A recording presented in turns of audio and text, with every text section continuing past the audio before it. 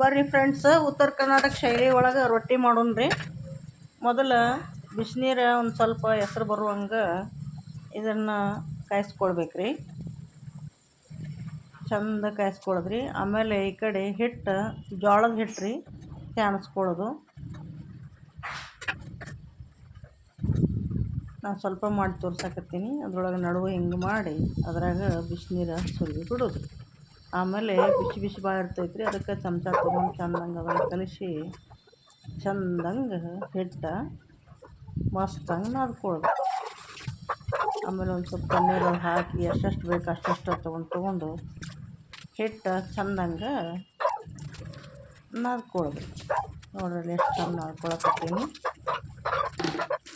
ರೊಟ್ಟಿ ಭಾಳ ಮೆತ್ತಗಾಗ್ತಾವೆ, ಚಂದ ಆಗ್ತಾವೆ ನೋಡಿರಿ. एकदम ಮೆತ್ತಗೆ ಹಿಟ್ಟು ನಾದ್ಕೊಂಡು ಈಗ ಮ್ಯಾಲೆ ಹಚ್ಚಾಕಂತ ಒಂದು ಹಿಟ್ಟು ಚಾನ್ಸ್ಕೊಂಡ್ರಿ. ಈ ಕಡೆ ತವಿ ಬಿಸಿಗೆ ಇಟ್ಟೀನಿ. ಒಂದು ಉಳ್ಳಿ ಮಾಡ್ಕೊಳ್ಳೋದ್ರಿ ಸಣ್ಣದ. ನಿಮ್ಗೆ ಎಷ್ಟು ದಪ್ಪ ಬೇಕೋ ದಪ್ಪ, ತೆಳ್ಳಗೆ ಬೇಕಾ ತೆಳ್ಳಗೆ, ನಿಮ್ಗೆ ಹೆಂಗೆ ಬೇಕೋ ಹಂಗೆ ಉಳ್ಳಿ ತಯಾರು ಮಾಡೋದ್ರಿ. ಉಳ್ಳಿ ತಯಾರು ಮಾಡಿ ಆಮೇಲೆ ಏನೈತೆ ನೋಡ್ರಿ, ಈ ಹಿಟ್ಟು ಸ್ವಲ್ಪ ಸರಿಸ್ಕೊಂಡು ಅದನ್ನು ಕೆಳಗೆ ಹಾಕಿ ಕೈಗೆ ಒಂದು ಸ್ವಲ್ಪ ಹಚ್ಕೊಂಡು ಅಂಟಬಾರ್ದು ಅಂಥೇಳಿ ಸಣ್ಣಂಗೆ ಬಡಿಯೋಕೆ ಚಾಲೂ ಮಾಡ್ಬೇಕ್ರಿ. ಒಂದು ಕೈದು ಮೊದಲು ಬಡಿದ್ರಿ, ಆಮೇಲೆ ಎರಡೂ ಕೈ ತೊಗೊಂಡು ಚಂದಂಗೆ ಬಡಿತಾ ಹೋಗೋದ್ರಿ. ಏನು ಹರಿಯಂಗಿಲ್ಲ, ಏನಿಲ್ಲರಿ. ಯಾಕಂದ್ರೆ ನಾವು ಹೆಸರು ಬಂದದ್ದು ನೀರು ಅದಕ್ಕೆ ಹಾಕಿರ್ತೀವಲ್ರಿ, ಚಂದ ಕೂತಿರ್ತೈತ್ರಿ. ಪ್ಯೂವರ್ ಜೋಳ ಬೀಸ್ಕೊಂಡು ಬರ್ರಿ, ಭಾರಿ ಅನ್ನಿಸ್ತೈತಿ ಟೇಸ್ಟ್. ಈಗ ನೀವು ಎಷ್ಟು ದೊಡ್ಡದು ಮಾಡ್ತೀರಿ ಅಷ್ಟು ದೊಡ್ಡದಾಗ್ತೈತೆ ಅದು. ನಾನು ಭಾಳ ದೊಡ್ಡದು ಮಾಡೀನಿ ರೀ ರೊಟ್ಟಿ. ನಿಮ್ಗೆ ಎಷ್ಟು ಬೇಕು ಅನ್ನಿಸ್ತೈತೆ ಅಷ್ಟು ಮಾಡ್ಕೊರಿ. ಇನ್ನು ತವ ಹಾಕೀನಿ ನೋಡಿರಿ. ಎಲ್ಲರೂ ಅರ್ವಿಗೆ ತೋಸಿ ನೀರಿನ್ಯಾಗ ಹಚ್ಚಿ ಏನು ಮಾಡ್ತಾರಪ್ಪ ಅಂದ್ರೆ ಹಚ್ತಿರ್ತಾರೆ. ನಾ ಹಂಗೆ ಮಾಡಿಲ್ರಿ, ಕೈಲೇ ಅದನ್ನೇನು ಏನಪ್ಪ ಅಂತಂದ್ರೆ ನೀರು ಹಾಕ್ತೀನಿ.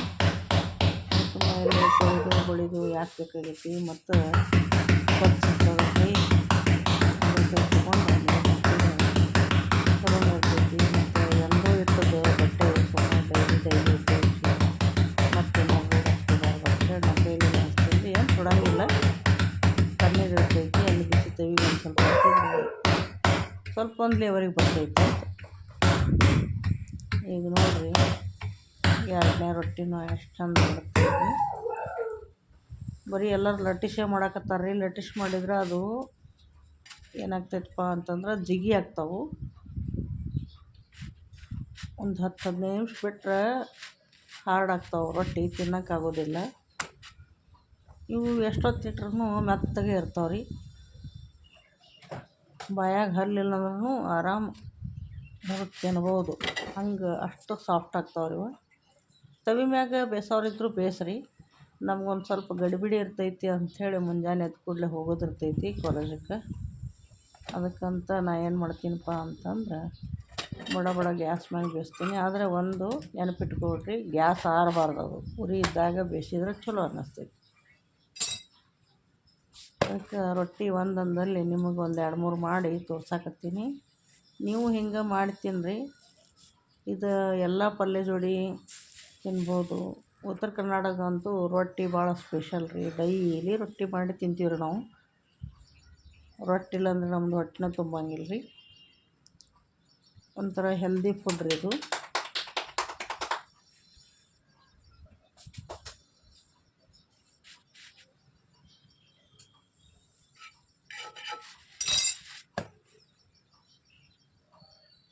ನೋಡಿರಿ ಎಷ್ಟು ಚೆಂದಾಗುತ್ತೆ ಒಂದು